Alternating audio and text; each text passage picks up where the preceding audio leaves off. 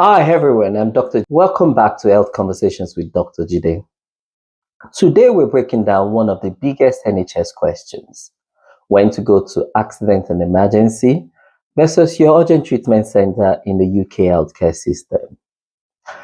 Every day, patients make that exact decision, and sometimes getting it right can save you hours of waiting and ensure you get the right care faster. So let's talk about when to go to an urgent treatment center and when you really need A&E. How do you understand the difference? Let's start with what each service is for. A&E, or accident and emergency, is for life-threatening emergencies.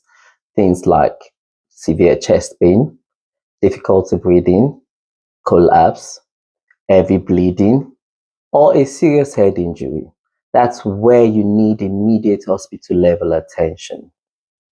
But if you've got something that's urgent, but not life-threatening, say a sprain, a cut that needs stitches, a minor fracture, or an infection that can't wait till Monday, that's where your urgent treatment center or UTC comes in. These centers are designed to handle those in-between cases, serious enough that you shouldn't wait, but not an emergency. So why do people get confused? You know what? It's totally understandable. Based on your area in the UK, some centers are called walk-in centers. Others say minor illness and minor injuries units. And then you have UTCs co-located with A&E. So this can feel like a maze. The key thing to remember is, if it's urgent, go to a UTC.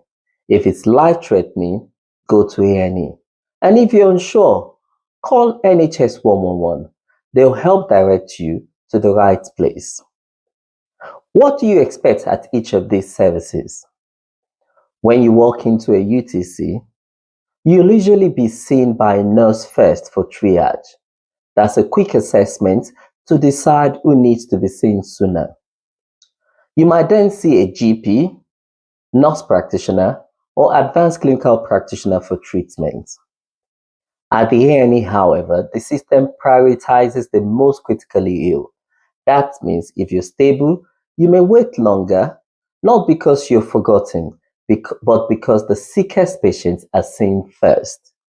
Understanding that helps you to manage expectations and avoid frustration. So let's run through a few quick examples and see if we understand where to go. A sprained ankle, yes, UTC.